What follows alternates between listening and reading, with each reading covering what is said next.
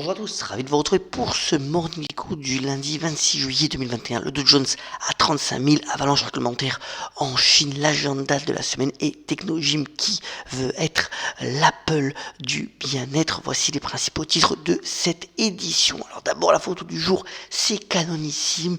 En effet, donc Romain Canon a rapporté la première médaille d'or olympique pour l'équipe de France. C'est à l'épée à 24 ans. Félicitations à lui alors qu'il ne devait même pas être présent au JO. C'est canonissime aussi pour les actions, en particulier donc les indices américains qui battent encore de nouveaux records à la clôture vendredi. C'est aussi bon aussi pour les indices européens qui gagnent plus de 1%. Mais en un moyen, le Dow Jones est à plus de 35 000 points. C'est la première fois qu'il termine à ce niveau en clôture, soutenu en cela, et vous le voyez, c'est donc l'histogramme à gauche, par des flux d'investissement qui ne se démontent pas, qui sont toujours très significatifs, encore plus d'ailleurs que pour donc les autres zones géographiques du monde. Les investisseurs internationaux continuent de privilégier donc les actions américaines alors que l'optimisme reste donc de rigueur. En revanche, c'est beaucoup plus délicat pour les marchés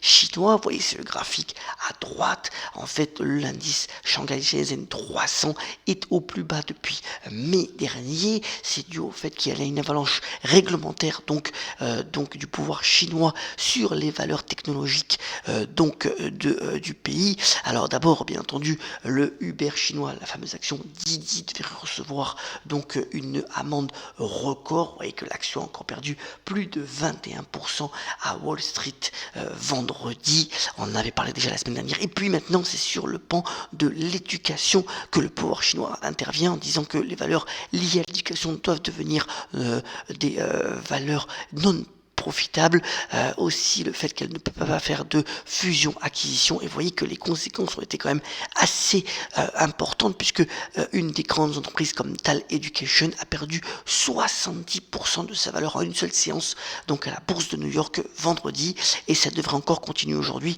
car les mesures prises par le pouvoir chinois sont quand même très significatives. En revanche, ça roule de mieux en mieux pour le Bitcoin depuis la conférence donc BeWorld qui avait, je vous le rappelle, réuni Jack Dorsey, le patron de Square et Twitter, donc Elon Musk, le patron de Tesla et SpaceX, et donc Cathie Wood, et vous voyez que finalement le Bitcoin qui avait baissé en dessous des 30 000 $ la semaine dernière, eh bien retrouve des couleurs. Il est à 38 000 $ ce matin. Il y a même peut-être un effet de short squeeze. Alors ça veut dire qu'en fait il y aurait des vendeurs à découvert qui avaient parié sur une baisse plus importante du Bitcoin qui doivent se racheter, ce qui donne donc de la faveur à la crypto-monnaie. Alors selon l'avis des spécialistes, eh bien le prochain objectif serait à 45 000 $ pour la crypto-monnaie, affaire à suivre bien entendu. Alors cette semaine va être marquée par de nombreux événements, dont la réunion de la Fed, donc la banque centrale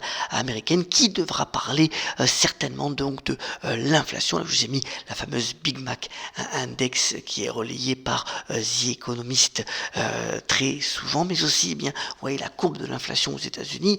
Des nombreux articles en parlent, que ce soit aux États-Unis ou d'ailleurs dans les autres pays développés, et l'acronyme qui est en ce moment utilisé, c'est B2C to C2S. Alors je m'explique. En fait, pour le moment, eh bien l'inflation est allée de l'industrie vers le consommateur. De nombreux produits ont augmenté. Maintenant, C2S, ça veut dire Consumer to Salary, et ce serait le prochain round le plus délicat pour l'inflation, c'est-à-dire que la hausse des prix à la consommation est un effet sur la hausse des salaires, en tous les cas des revendications salariales, et là on rentre véritablement dans un cercle beaucoup moins vertueux.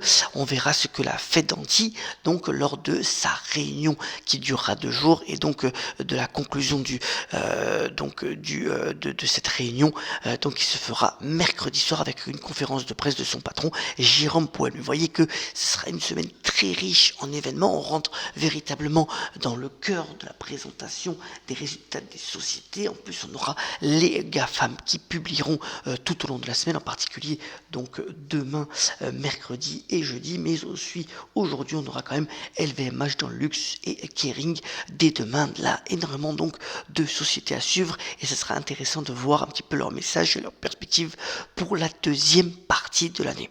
Puisqu'on parle d'entreprise, alors dans le segment des fusions acquisitions plus important, eh bien c'est pour ABB qui est donc une entreprise suisse d'ingénierie qui pourrait vendre une de ses divisions, donc la division Dodge, pour 2 à 3 milliards de dollars. Vous voyez que ABB a fait un parcours boursier depuis l'année dernière assez incroyable, plus de 62% de gains aussi sur les 5 dernières années, et donc cette session d'activité pourra avoir encore un effet positif sur le cours de bourse donc de la société suisse.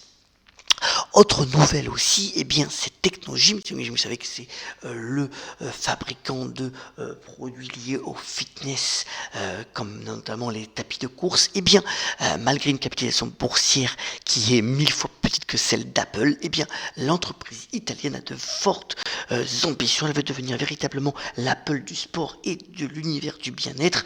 Elle va mettre au point, elle est en train de donc sortir des applications avec des contenus personnalisé pour pouvoir faire sa gym n'importe où et n'importe quand, avec donc la possibilité de pouvoir le faire le matin chez soi ou alors en voyage d'affaires ou encore dans un lieu privilégié comme un bel hôtel.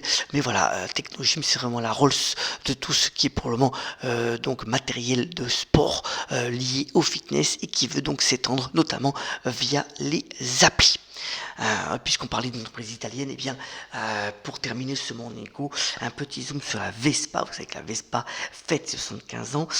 D'ailleurs, à cette occasion, elle a sorti une édition originale 75e. Alors, elle avait eu du mal d'ailleurs à démarrer. Au début, ça avait été un flop. Et puis, lorsque Gregory Peck et Audrey Hepburn se sont baladés avec lors de ce beau film Vacances romaines, et bien les ventes ont véritablement décollé. Aujourd'hui, il y a eu quand même 19 millions d'exemplaires. Il y a des clubs de vespistes, donc de passionnés à travers le monde, et on lui souhaite donc encore longue vie à ce bel outil donc pour pouvoir se déplacer qui représente véritablement la Dolce Vita italienne. Terminons aussi ce Morning Echo en souhaitant longue vie à Mick Jagger qui fête quand même ses 78 ans, le chanteur des Rolling Stones, et qui a toujours la pêche et qui a notamment déclaré: il n'y a aucun problème à se laisser aller dans la mesure où vous savez revenir. Voilà encore une belle phrase à méditer et pourquoi pas à utiliser. Je vous souhaite une excellente semaine en ayant la pêche, en étant solidaire, en profitant de cet été, et on se retrouve très bientôt pour un nouveau Morning Echo. Excellente journée à toutes et à tous.